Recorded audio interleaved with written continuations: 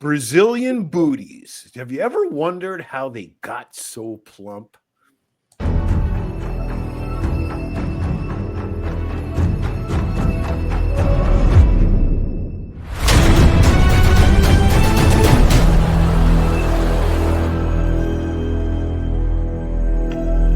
I created Species Nutrition with one mission in mind: to provide bodybuilders and serious athletes with no-nonsense supplements that work. I put my name and reputation on every bottle of Species Nutrition products. If you want to be your absolute best, join the evolution.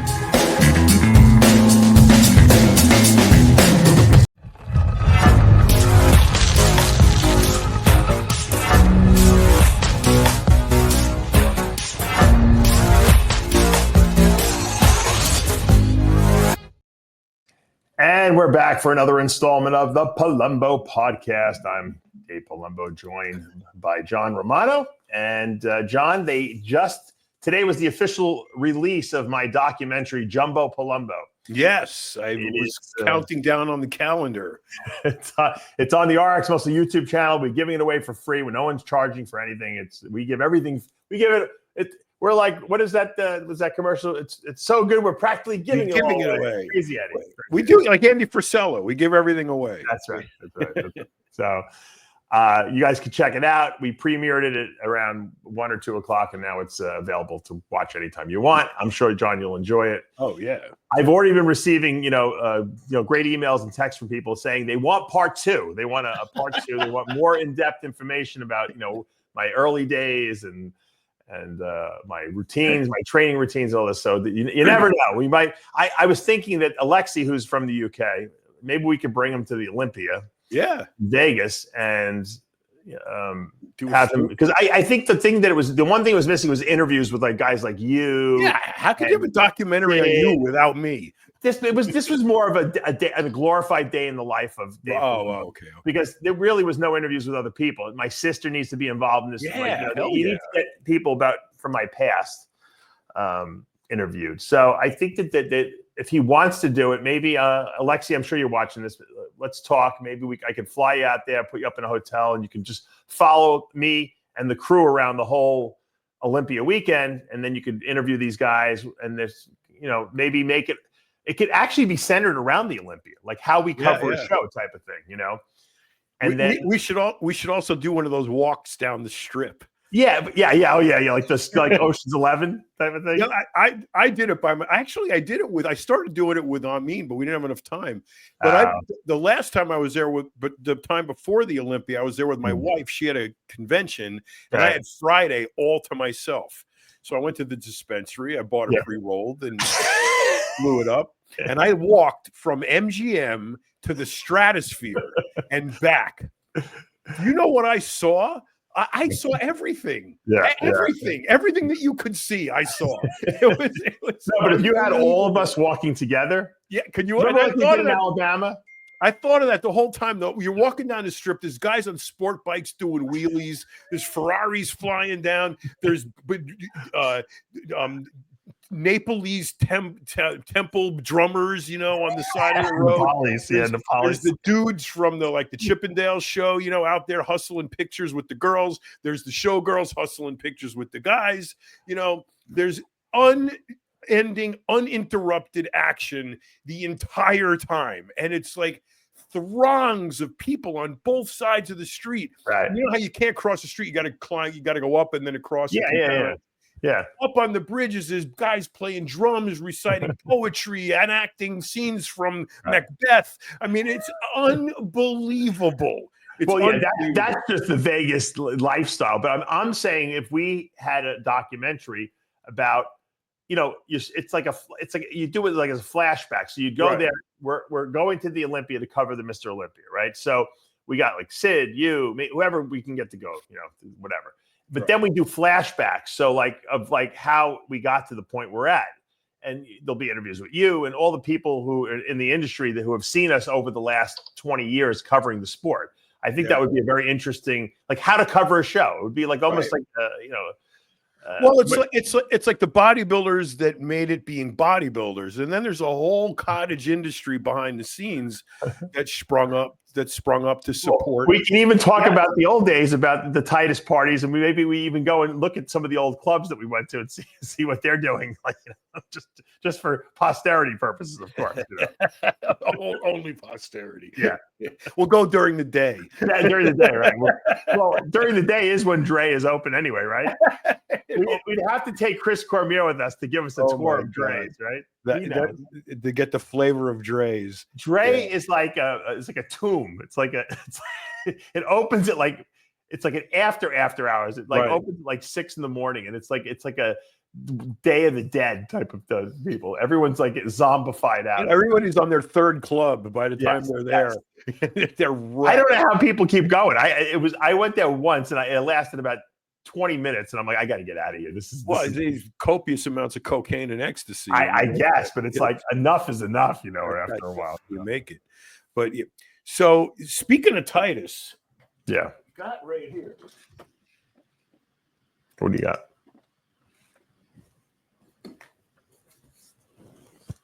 I got all of my interview tapes from back in the day. So right here I have Craig Titus after the 96 USAs. Wow. I got Bill Pearl in 1997. Holy shit. That's old. I got this one's so old there's not even any writing on it. I don't know what this one is. These are almost 30 years old, John. These tapes. I know. Do you know what? Does anybody know what these are called? You know what? It's funny that you showed me that cassette, because I was cleaning out my computer room and I found I had a double cassette player, like radio, thing, and I was going to throw it out, but it's in perfect condition. I'm like, what if I find like some cassette tapes? How the hell am I going to play them? Just to see what's even on them. So I kept it. I got Wayne D'Amelia. I have you. Oh, really? That's probably second interview, Palumbo. Yeah, that's I have whatever that is. I don't know. I got Jose Canseco. Oh, wow. Wayne D'Amelia, more Wayne D'Amelia. I got Don Ross. I guess some of these I'm going to have to listen. This is Dr. Karch. Remember Karch? Yeah. Flex Wheeler. Another Flex Wheeler in 05. And this one is, I don't know, probably good though. Yeah, man. So what do you think we could do with these? I don't know. It's good. That's good. That's a good question. I mean, this is good stuff. This is vintage, real vintage. You'd actually have to listen to it. You have to listen to it. What I would probably do is see if I could feed it into Grok and get a transcript. How's Grok going to transcribe that? I'll play it. I'm looking at this. I see they're selling a cable here. Video capture card. It's it looks like you can plug it into your VCR and it will plug it right into your computer. Oh, cool. It's got I have a what is this? A Super 8 tapes? Those are not cassette. Those are not cassette tapes. The rest of them are cassette tapes. This is a videotape. It looks small though. It's tiny. I think it was a Super 8 or a. You'll never find a player. Shit is ancient, man. Yeah, ancient. You'll never find a player for that. No. My father had. I don't even know if I even saved them. My father had some cassette tapes that of him telling me stories, like bedtime stories. Oh, really? When you were little? And my grandfather too. I have to look. They got to be somewhere, because I remember him telling me before, like when he was, he said, "Don't lose these." So they're cassette tapes of my grandfather telling me like bedtime stories and everything like that. He recorded them. If I could find those fucking things, man, that would be something. That'd be cool. But I mean, this is germane to our industry. I mean, Bill Pearl, he was telling me about using steroids and. Oh, he was. Oh yeah. You know what? I was digging in deep. So, I don't know, man. There's some vintage stuff there. At some point, we're going to be like really old, and maybe this stuff will have some relevance. I don't know, in terms of historical value. There's the one video that I would love to get of myself that I haven't been able to find. I pretty much because like John Balick sent me a lot of slides that he had on file. Blackman will never send me his slides. No. I have a lot of the best. He's too busy jerking off to your glutes. Yeah, well, I don't know. He'll not just do that. But don't you feel dirty thinking about that?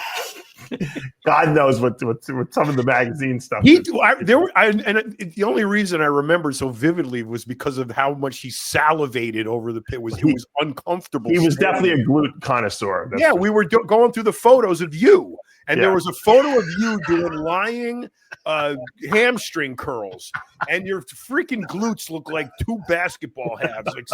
And he's like, "Wow, look at that! You don't see that today." And he's like, he is like, it was like showing a starving lion a fucking rare hamburger. It was unbelievable. He was just smitten. He was done. And I'm thinking to myself, I gotta go have lunch with Dave now. He has. So, anyways, I got all these stuff, and there was one video, and I've talked about this before, so I'm not repeating. I'm not a Valentino repeat. I know that I'm repeating the story, but a lot of people haven't heard it. Mitsuru Okabe shot this. It was supposed to be called Battle of the Super Heavyweights. He actually released a trailer for it, but he never edited it and put it all together.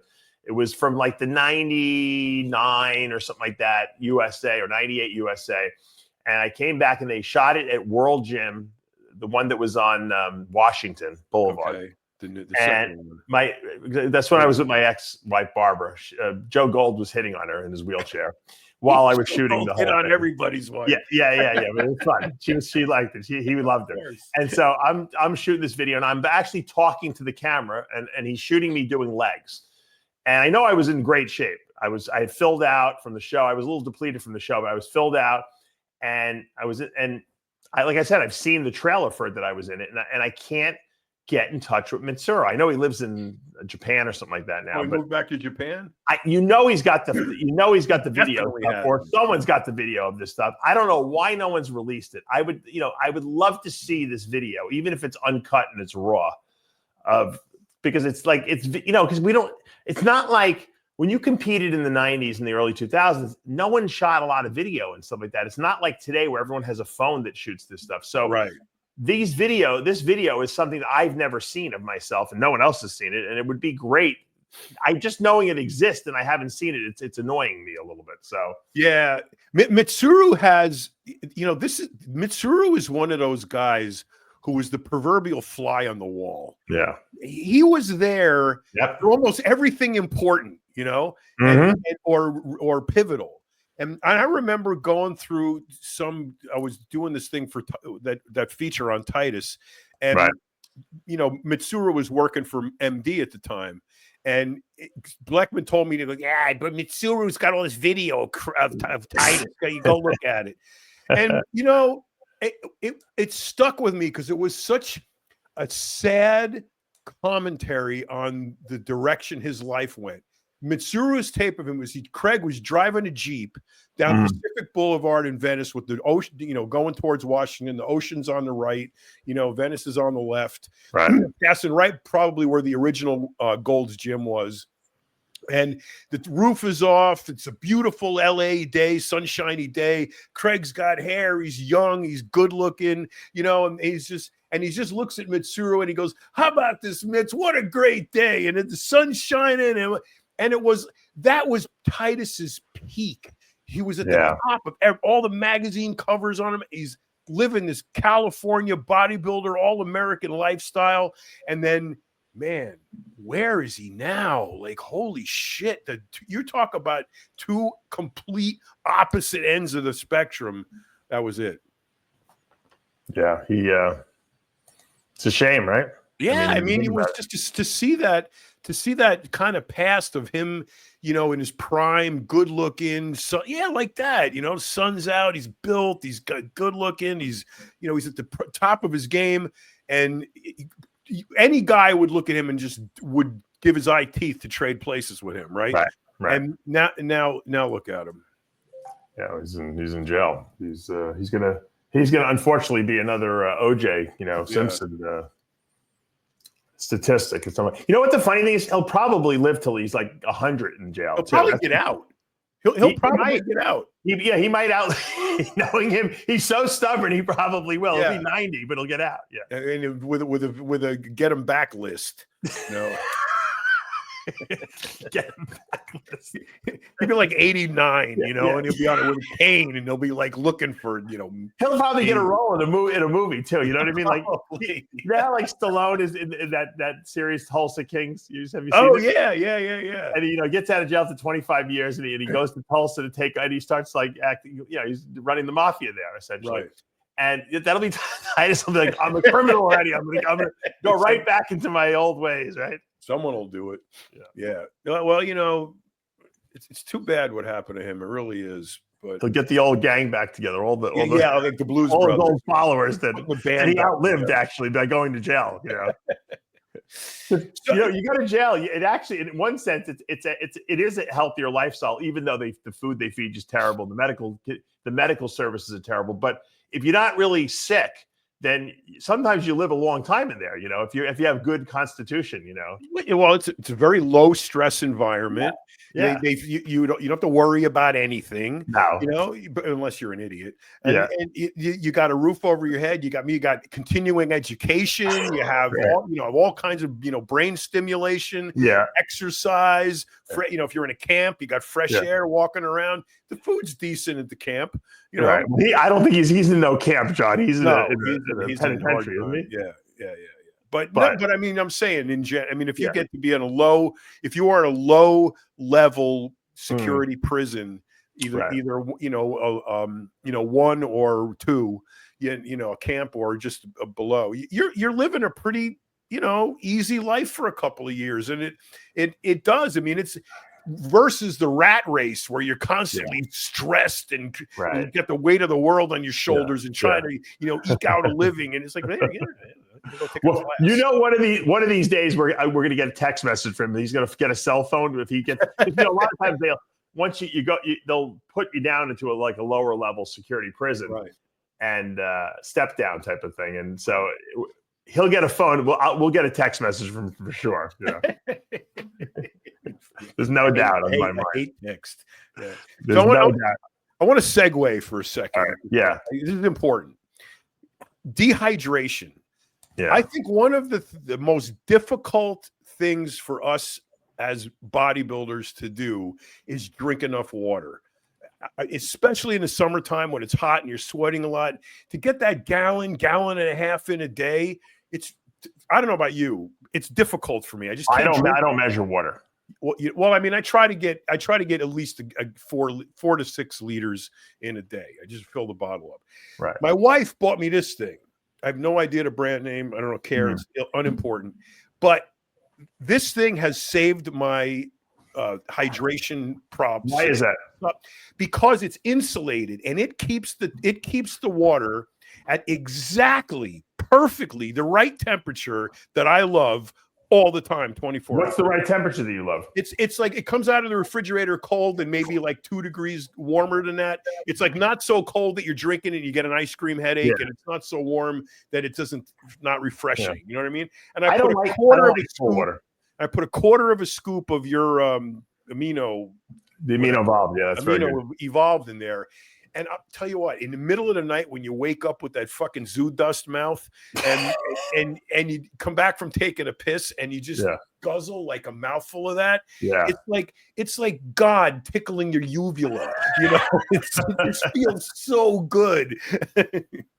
It's funny you said it. Number one, I don't like to over drink. I think it's a lot of guys they water down their electrolytes too much because they're over drinking. But that has electrolytes in it, the amino evolved, so I think that's good. I don't also like cold water. Now, I did read an article somewhere that actually room temperature water is the best to drink because you assimilate it more easily. I thought cold water gastric emptied faster. No, but it's because think about it. The room temperature water is kind of closer to your body temperature. So it acclimates or it absorbs it more quickly. I don't know. I just don't like because I like to just swig it down. And if it's too cold, like you said, you get that like brain freeze thing going on in the back of your throat, like seizes. And if it's too warm, it's like, I don't want to drink. Yeah. But with the amino evolved, that little, because I don't like it so flavored. I just like a little hint of it, and with it, and it's the right temperature. It's just a little colder than room temp. It's perfect. Right. And I can guzzle about 8 of these a day rather than fight to get 4 or 5 of them in. So that to me, You know, this whole thing that we do, you got to find your workaround. You got to find your thing that makes you do, like the old saying, supplements only work if you take them. You know, so the hydration is only valid if you drink water. Yeah, but I think what the one thing that you're missing is a lot of, and like I said, I see a lot of people drinking too much water, but the reason they're drinking so much water is because they're either cramping or they think they're not getting a pump. You cannot hold on to fluid in the muscle if you don't eat enough sodium. And I think that's an important thing, especially when it gets hot. Like here, it's like 90 degrees in Florida now. You got to salt your foods or put soy sauce or do something on it. If you don't, I mean, the Amino Evolved has electrolytes in it, but still salt your foods. Some people, bodybuilders, think that salt is like no good for you. Where did that come from? Because it came from this, I'll tell you exactly where it came from. So these cardiologists, they get these overweight, bloated bags of like no exercising human beings coming into them. They have super high blood pressure. They can't control the blood pressure. So what do? They put them on every blood pressure medication they know to man and a diuretic, usually Lasix or Diazide. Now, the only way those things work, because they pump sodium out of the water, out of the body, which then makes water follow them, is that if you eat sodium with those things, it neutralizes their effect somewhat. So they tell it, don't eat sodium because you have high blood pressure. But the sodium is not causing the high blood pressure. The fact that they can't regulate electrolytes is what's causing the high blood pressure. So if you don't never eat sodium, you become so sodium sensitive that every time you go out to eat and have a meal that's salty, you retain 8,000 liters of water with it. So the key is if you eat sodium on a regular basis, a lot of salt, you become desensitized to it. Your aldosterone levels drop to zero, and you don't hold water. Especially bodybuilders pre-contest, the worst thing you guys can do is restrict sodium in your diet. The worst thing. I'm not talking about the last day, and I don't even restrict the last day, but the last day is fine because you're trying to get rid of water. You don't do it a week out. Oh, I got to get or all year. Not dry enough. Well, yeah, you're not dry enough. You're not really lean enough. That's the problem. It has nothing to do with water. Yeah, I know. I see these people at the gym. It's almost like they fit. It's almost like they're the models that Planet Fitness used to put on the wall with the circle with the line through it, right? Yeah. They got the gallon jug, the tank top, the bag full of food, and no salt. No salt on anything. No sodium.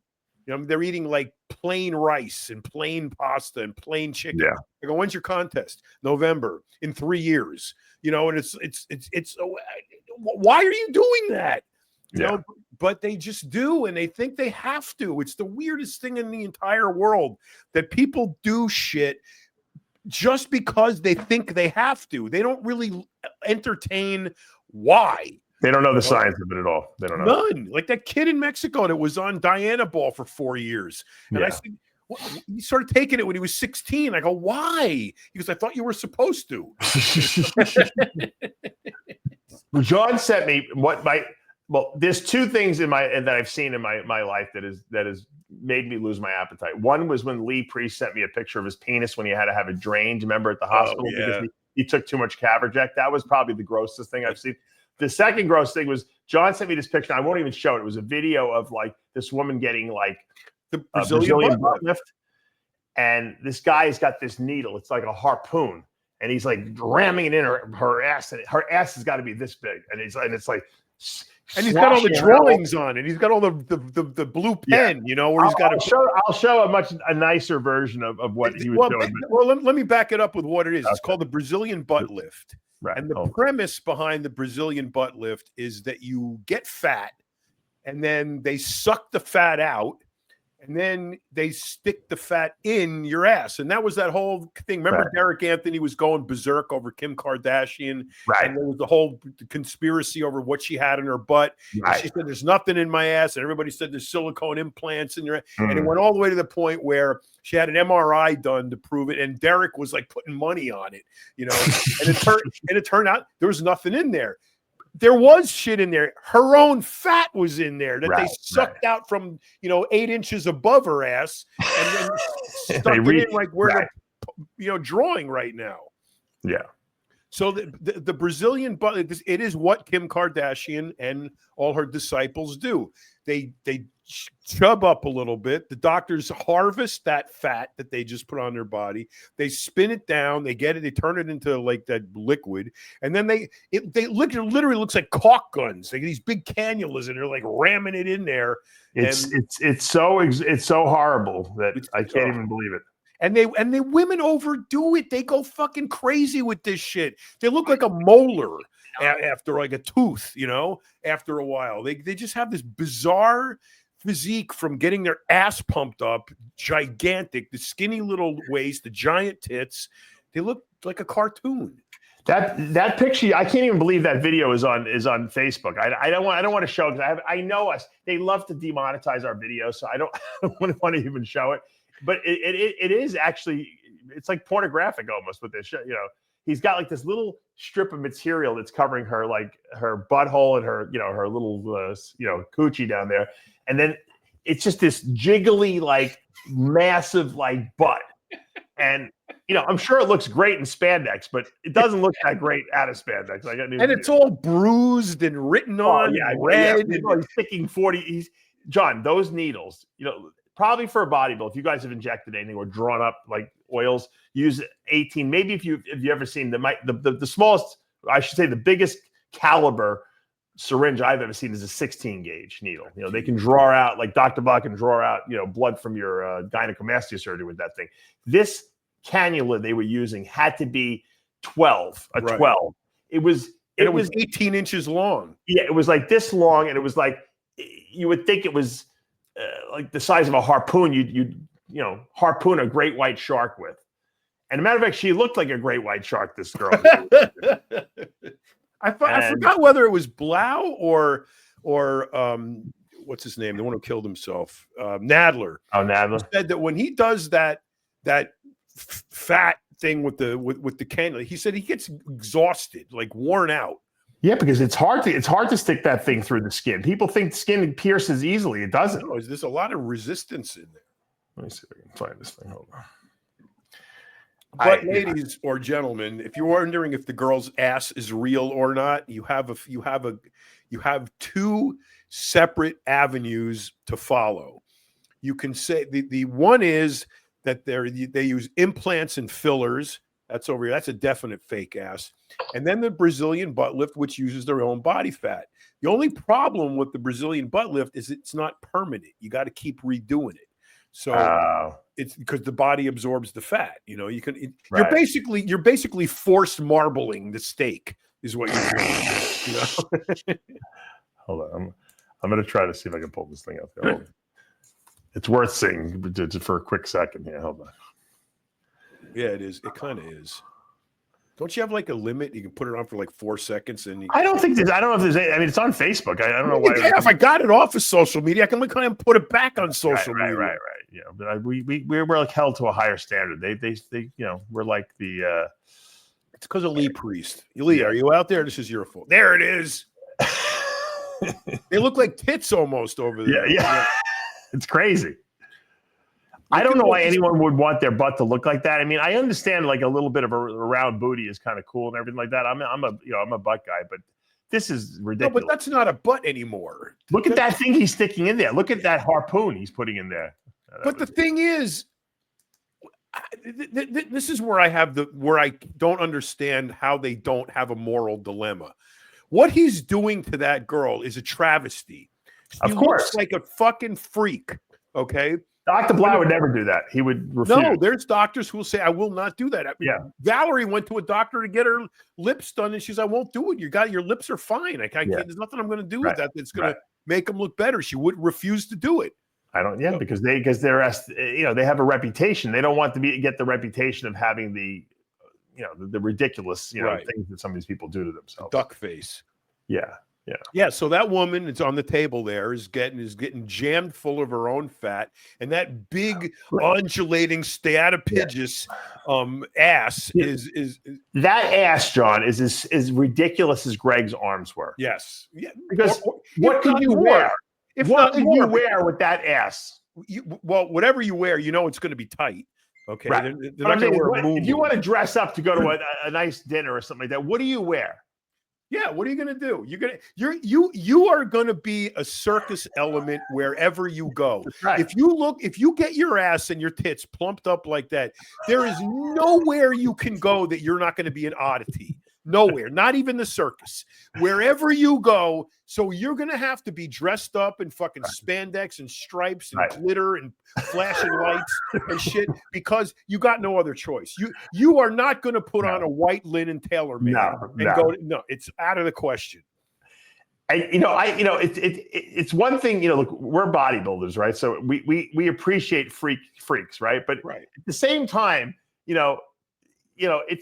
it looks good to like just kind of admire it and say, oh, this is crazy. But it's another thing. You wouldn't want to be dating that person. You know what I mean? Because it's an embarrassment. And I don't see why these people don't see it as an embarrassment, to themselves. Also, when they do that to that extreme, they're advertising the fact that they are a fuck doll.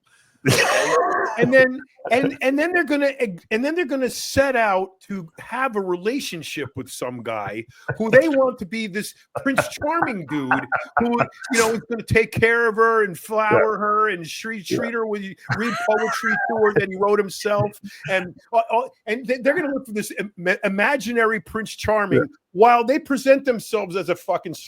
Can you imagine bringing that home to your mother? What you got to imagine, that's a whole other freaking nightmare. But what you're going to contend with the entire time you're with this girl is every dude is going to look at you and they're going to look at her and they're going to say, imagine the fucking demons that guy's got. Her past must be so fucking lurid. And it's probably like marrying a porn star, like that. The one on, what's the one, Riley Reid. She's I just saw it on Rogan. The one that did 1,000 guys or something like that? However many, I don't know. No, not in a row. But she's a porn star. I mean, full blown, does everything, all three holes, the whole thing, right? And then she marries some dude. And now she's been doing this for probably a decade. So she's probably got 4,000 films out there. Right. She marries this dude, some guy who does parkour. I don't know if he wanted her to do it or if it was her idea. I think parkour might be crazier than the porn, actually, to be honest. Together, that must be a fucking time bomb. Yeah. But all of a sudden now she says, oh, I've realized I've come into my, womanhood and I've realized, I've grown as a person and I want all of the videos of me having sex with 15 black guys taken off the internet. So she's actually petitioning to get her videos removed. She's starting to release. What is she going to? This is the stupidest thing in the world. You pursue a porn career. You better believe that those porn videos are never dying ever. No. They're going to follow your grandchildren around. Right. If you think that you're going to participate in a sport like that, and then one day decide that you're going to get erased from the internet because you want it that way, let me tell you something, kid. You should never have barked up that tree to begin with because now you're fucked. Literally, especially in today's day and age with the internet, it was different before when they were VHS tapes. It was a little easy to get rid of them then. Exactly, because right now it's all out in the cloud. It's everywhere. You're never getting rid of that. Not to mention, guys have fucking video, copied them, taped them. Right. This whole club's porn. This guy in Mexico was one of my members. Right. He tried to get me to join. He thought I was into it. Yeah. It's like a porn. It's like a porn sharing club. It's like a club, literally like a club. So I get a video of some hot girl using dildos in the shower, right? And I'm going to send it to all of these guys. It was my contribution for the day. I'm sending this there. Here, let me brighten your day. Here's a girl using a dildo. So you don't think they have videos of her stashed away? How can you possibly pursue a career like that for a decade or more and then expect one day that you're going to get erased? It's funny. This girl wants to get erased. I can't find one freaking video from Matsuro Okabe. I just want one video. I can't fucking find it anywhere. This girl can't get erased. Right. Now, if you'd done a wank video with him, you would probably be all over the place. Yeah, it's like with Nick Tradilli's videos, his jerk-off videos, or the one where the guy is blowing him or something like that. Yeah, I'm sure he would have wished those things would go away. Yeah, exactly. But, yeah. It's fun. To me, it's like tattoos. All right. Yeah. These guys that are in their these girls too, they're in their early teens. I can't believe the tattoos. I know. They get covered with them. I know. I have tattoos. You have tattoos. We like tattoos. There's nothing wrong with tattoos. But you cover your body like more dense than Lee Priest at 19 years old. What are you going to look like when you're 57? Not even that. You don't even know what you're going to do with your life then. At least if you know, I saw this woman at the veterinary place. She's probably like 70, and she's got these sleeves she's building on both arms. And I'm like thinking, well, she's 70. She works at the vet. She's not changing career. It's not like she's going to get a career as the Ivory Snow Girl at 70 years old. She can do whatever she wants. But like you said, at 19, you never know where you're going to go. Like that could dramatically inhibit your ability to get a job or to be a model or to, I don't know, whatever you want to do with yourself, you know? Did you know the Ivory Snow Girl was a porn star? She was. Yeah. One of them was. Who was? I think it was the Ivory. She's dead. Though she died. No, I know. What was their name again? Debbie Does Dallas girl. What was her name? I don't know her name. She did the movie Debbie Does Dallas. You remember that? Tip of my tongue. Yeah, it was a whole big scandal that she was like she was a porn star that she did the Ivory Snow commercial. You're gonna say the name, and I'm gonna go, oh yeah, her. I'm gonna pull up the picture.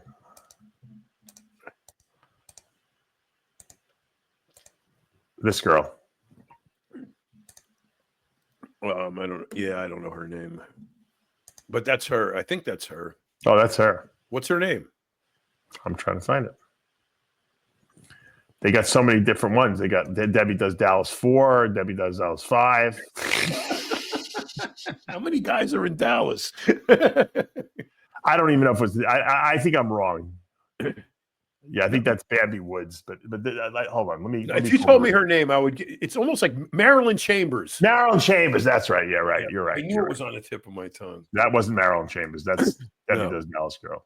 Yeah, Marilyn Chambers was the Ivory Snow Girl. What a dichotomy that is. Have like cancer or something like that? I don't know what she died of, but she definitely died.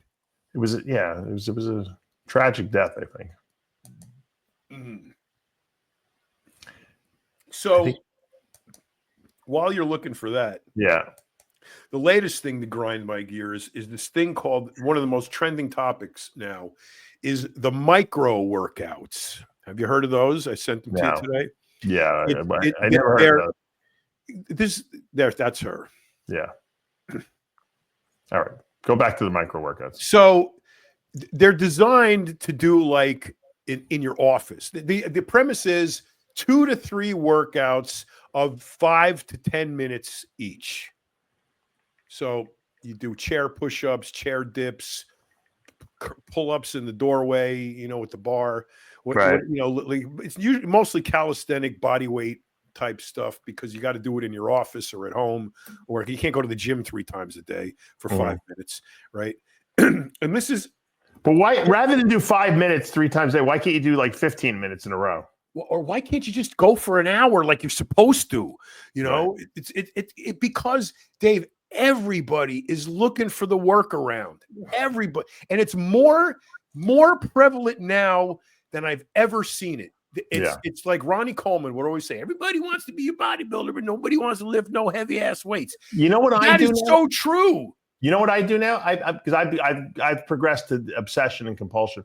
I don't do it on the days I have my kids, but I go to the gym sometimes in the morning. I'll do, 45-minute weights. I'll do like maybe 20 minutes of cardio, just pedaling a bike. Go home.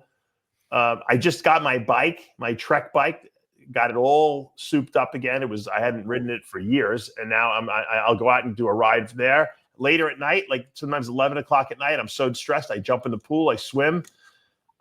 So I'm doing macro workouts multiple times. I'm like doing triathlons. Yeah, but I know what you're saying. The point is, listen, if you have 15 minutes here and 15 minutes there, okay, to do a workout, why not just allot, an hour to go to the gym and get it out of the way? You know what it is? Because when people think they have to go to the gym, they think they have to be there for a long time.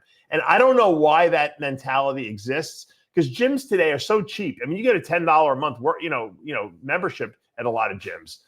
Crunch is really cheap. I mean, most of these, I would never go into Planet Fitness, but they're also like $10, $15 a month. You don't have to go for 2 hours. You go, You do one body part, 20, 30 minutes, and you're out of there. I don't understand why people can't just do that. They spend more time at Starbucks getting a fucking latte. They spend more time in their car scanning their Instagram on their phone. They could have got a workout in and gone home. You can't go to Starbucks, go park the car, go in, order a coffee, sit there drinking and leave in less than half an hour. No. So you can do the same thing at the gym. Exactly. Find a Starbucks next to a gym. How about that? You can knock out 2 things in one shot. How about stop with the fucking Starbucks? You don't even need that. That is another one of those examples of I won't buy Starbucks anymore. I refuse. I go to Dunkin' Donuts. I don't go to Starbucks. I won't spend $4 on a cup of coffee. No, it's like the classic. How can you go wrong selling something that people are addicted to, and then you glorify it? You make all these cool names to go with everything. Right. And the problem is I don't put any. I drink black coffee with Splenda, so to me, Starbucks is irrelevant. I don't use the milk and all the other shit and sugar they put in there. So the coffee tastes burnt anyway. It does. Yeah. Why is I'm glad you said that. I was almost afraid to say it because people are so up on Starbucks. It has a burnt taste to me.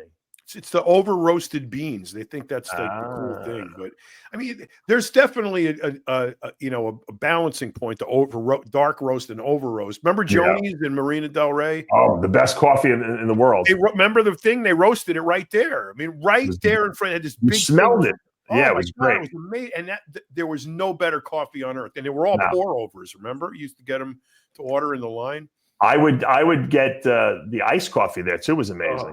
Best. Oh, God. Iced coffee in the summertime. What I do is I brew the pot. For a show, it tasted like you were eating an ice cream sundae, with a couple Splenda. I think black coffee with a Splenda in it is cold, ice cold coffee. That's what I do.